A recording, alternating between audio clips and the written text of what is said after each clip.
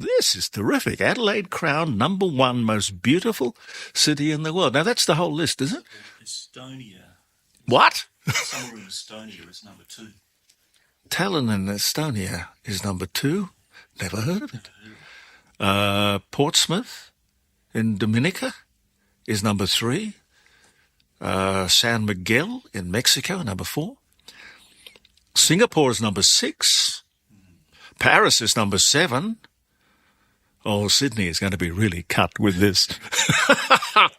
Dear, oh dear. Chiang Mai in Thailand. Luxor in Egypt. Egypt. That's beautiful because no one ever goes there and wrecks them. Well, maybe that is it. Istanbul in Turkey. Tokyo is #12.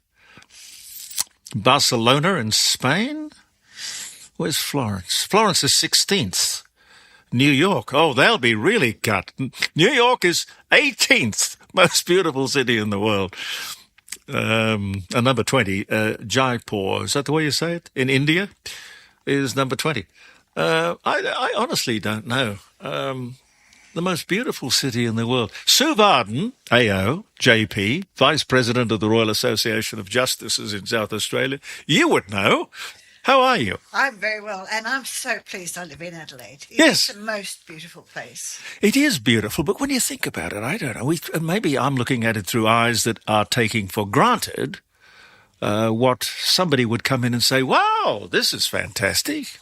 Well, I live in the hills, and every now and then I drive through when the grapes are turning yellow or the blossoms are coming out, and I stop for a moment and I think, this is beautiful. Well, yeah, going up that expressway, Southeastern Expressway. Is it Southeastern? I don't know what they call it, but I just call it the freeway. West. It's the freeway. It's the freeway. But you go through those deciduous tree-lined streets or highways, and you see the glimpse of houses through all of those wonderful gardens that God knows it would take an army of gardeners to keep the place looking as beautiful as it does. I think the hills are fantastic, yes. I think they are. I mean, people talk about the hills, but until you live in them, you don't really appreciate them. The other thing I like about the hills is they're great communities. Yes. I go to a gym in the hills, and you can take something for that. well, I sort of kind of wallow around in the gym, but there are a group of women there, and if I ever want to know the recipe for something, or did anyone want my surplus lemons, and somehow I'll swap them for somebody's kiwi fruit, which is extraordinary, but one of the people grow kiwi fruit. You know, and there's always somebody who can tell you what to do with your leather boots or, anything. They just know stuff, and they can cook, and they can round up answers to questions. And, and they all run, they all know what to do when the water doesn't work and the electricity goes off and the pumps break down. You're describing Tony Denton. He can do all of this. I like that. Knowing stuff is really important. It is. And we look after each other. We might be, properties apart, but we actually all look after each other. And so the gym is an important place to keep your body going, but it's actually much more, it refreshes your whole life. Have you lived up there a long time? Well, I've lived up there as long as my granddaughter has been born, and she's now 17, so 17 years. Yeah. I measure it by the week I moved in, she was born. So yes. When you get old like me, you have to kind of have these marker points in your life to remember when things happen. We are not old, we are merely experienced. This is something that was sent to me, the 10 Commandments for seniors. People send stuff to me. Always interesting. Number one, talk to yourself. There are times when you need expert advice. I talk to myself all the time. Yeah, me too. In style are clothes that still fit you. She hesitates.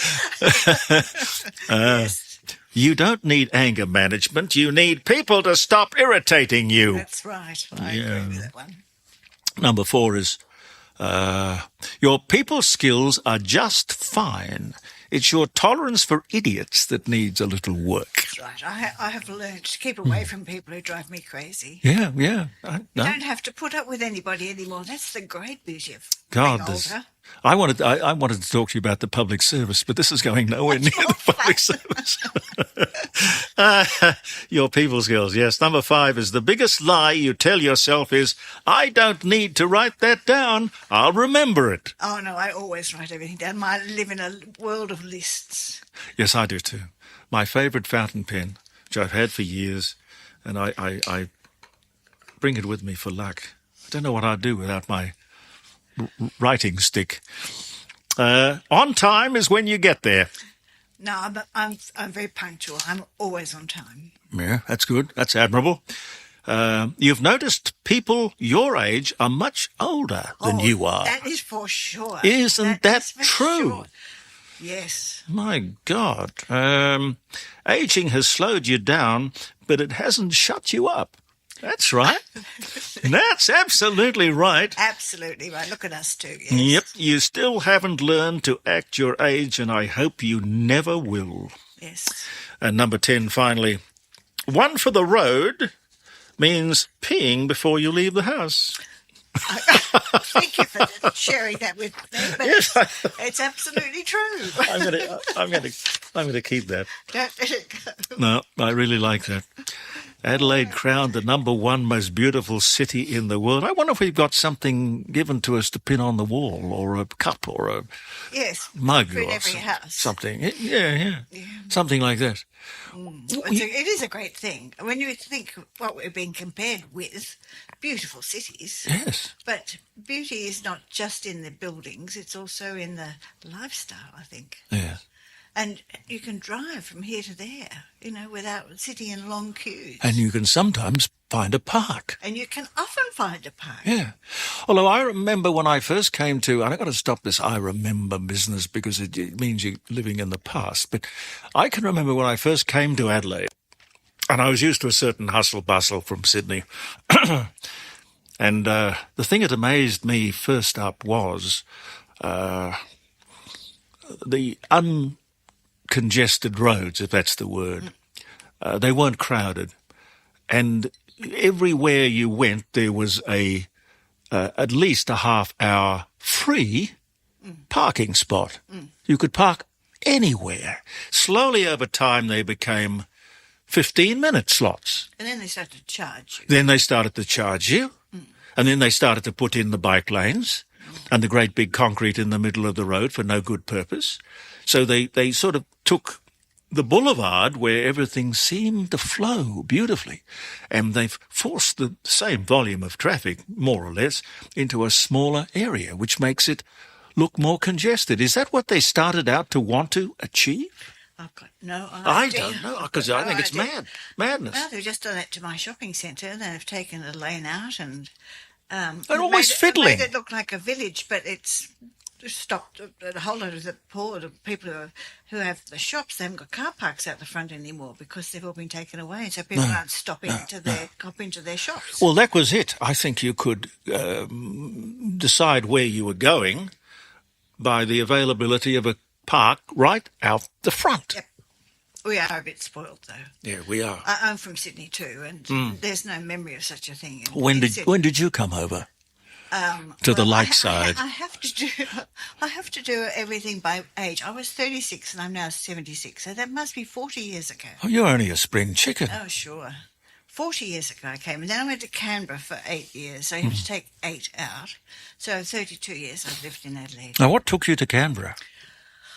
Well, I was at a stage where I wanted to get a new job, and I applied to be the police commissioner in New South Wales. You would have made a brilliant police commissioner. Well, I would have liked to have seen that.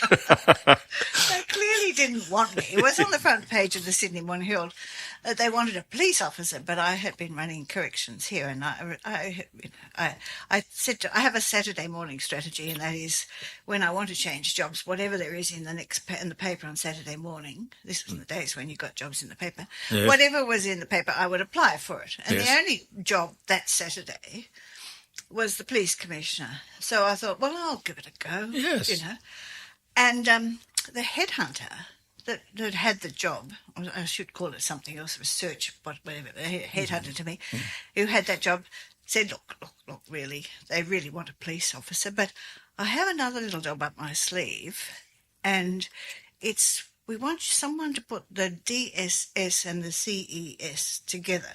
Now, what's that? It was the Department of Social Security, yes, yeah. and it was the Commonwealth Employment Service. And the government had decided to put them together. And I had just won the Telstra National Businesswoman of the Year, and I was in Darwin eating a mango on a balcony in a As hotel. you would. And when the headhunter man rang me and said, "Look, could you give up the idea of being the police commissioner, but would you be interested in being interviewed for this other job?" And I said, "Oh, yes, I suppose so." I had no idea really what they was talking about, but, I'm a bit of an adventurous.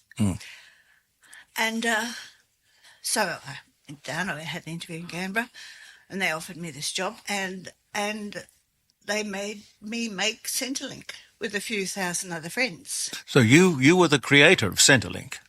Well, yes, but I have to say with a few other people. Yeah. But it was, in those days, it was the Commonwealth. It was created as the Commonwealth Service Delivery Agency. And I hate initials in government. Yeah. So the CSDA was also the Commonwealth State Disability or something like that. You could have, the initials mean nothing to the general public. And I've spent my lifetime trying to explain that to government. So I said, I want a name for this thing. And interestingly enough, I talked to lots of people about it, and we did, we had 1,000 different names we organised for Centrelink.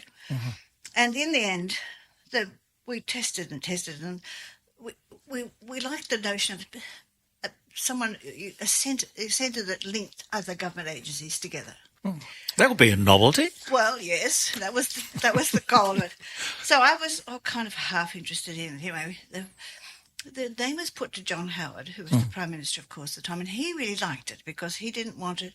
He wanted to be more, like a private sector, but energetic and enthusiastic and service-oriented. And he also said I had to provide $1 billion worth of savings within the first 3 years. Oh, right. Which was a bit of a challenge. But he quite liked the idea it wasn't a government department, in the old-fashioned way. So I said, well, if the Prime Minister likes the word Centrelink, then I love the word Centrelink. Yes, Minister. Oh, yes, Prime Minister. Yeah. Do you like John Howard? I have a great deal of respect for John Howard. He was on the show last week. Was he? It was his birthday, 85. 85. Well, I'll tell you why I like him. Firstly, he was a man who was his own man, and that's something. My father adored him, and my father was a unionist. He was actually a doctor, but he was a great supporter of unions. But he really admired the principles of John Howard. That he was principled. But the reason I admire John Howard is he's a brilliant administrator. He ran his office.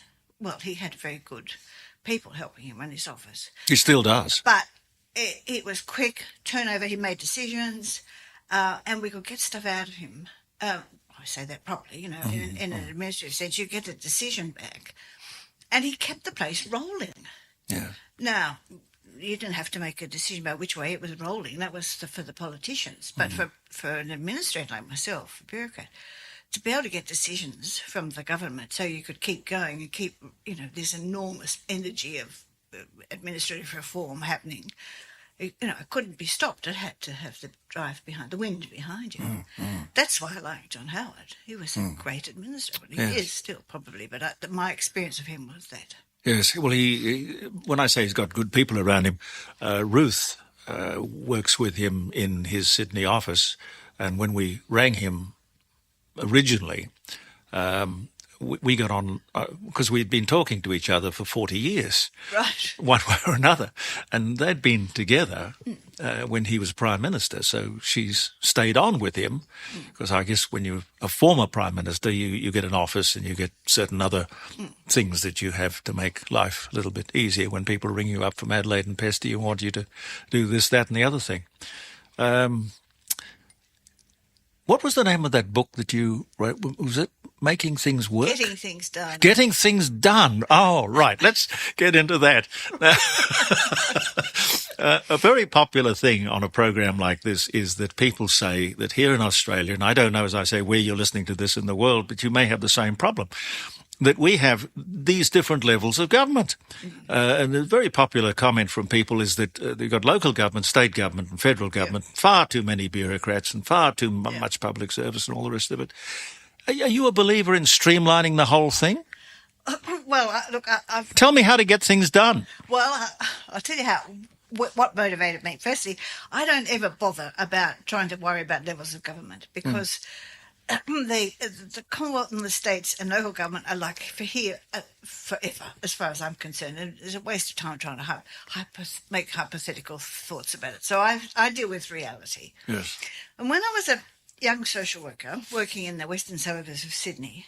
That must have been interesting. Well, it was. And there weren't many services. I got so frustrated with government. I was forever trying to get the government. So I used to call the departments steel-cased marshmallows. You couldn't get in, but if you did get in, it was all squashy and squishy and you couldn't get any decisions. So I said to myself, you just never forget what it was like to be a young social worker trying to get help for people. And then I had various jobs. Well, I started off in local government, then I went to the state government.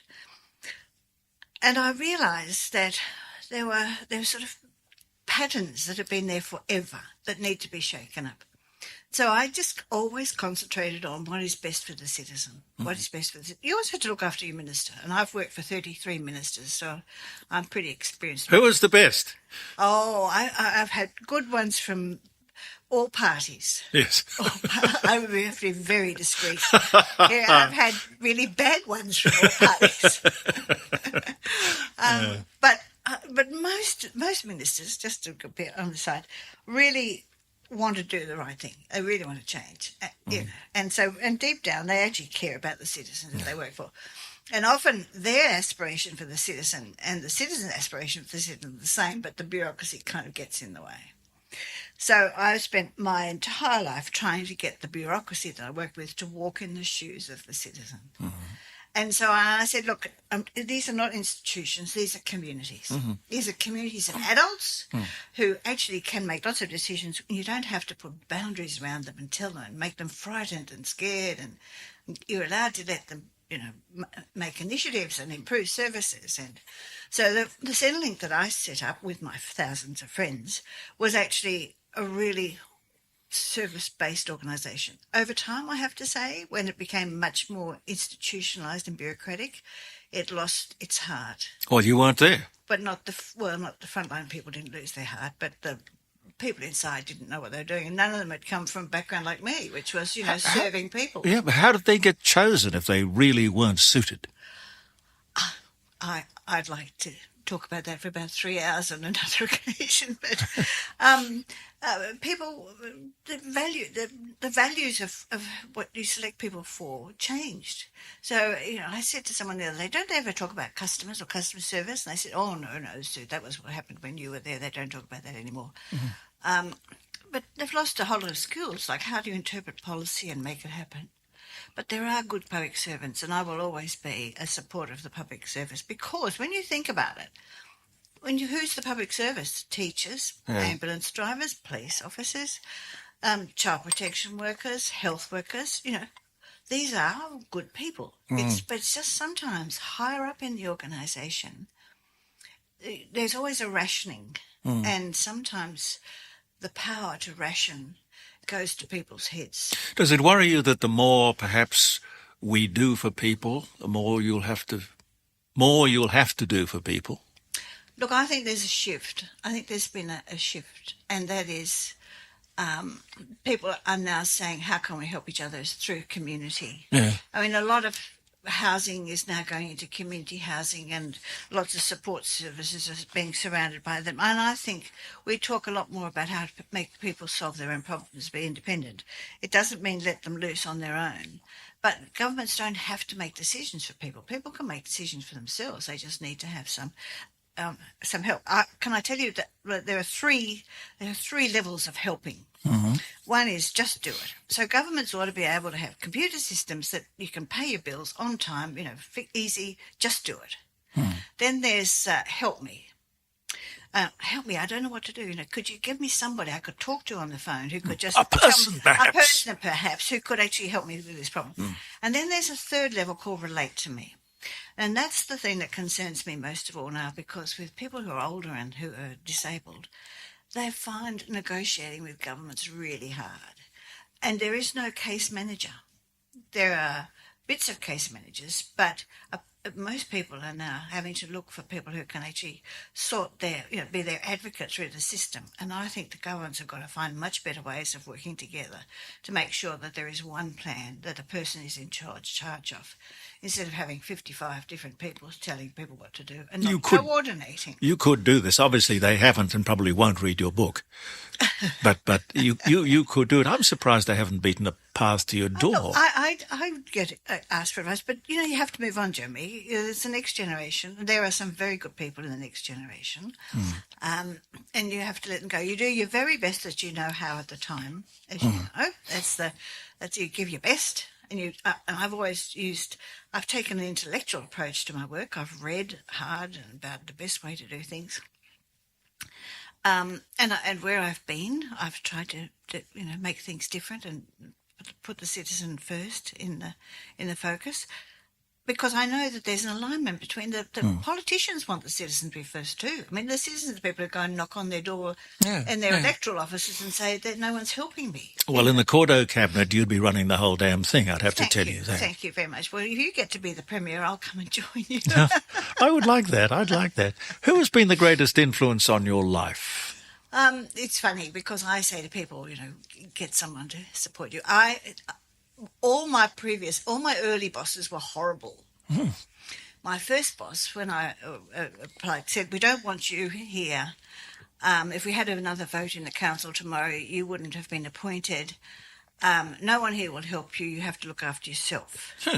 Now, that was pretty powerful stuff to kind of motivate me. It wasn't sort of a welcoming thing. But that I can remember the words, you see, so that was a powerful motivator. And then I've had other people who... one man spent his entire life checking my spelling. He was my boss, and I thought there's got to be more to life than having my spelling checked. And so I really did. Was it bad? No, not too bad. I was raised proper. I went to a good school. I could spell. What school did you go to?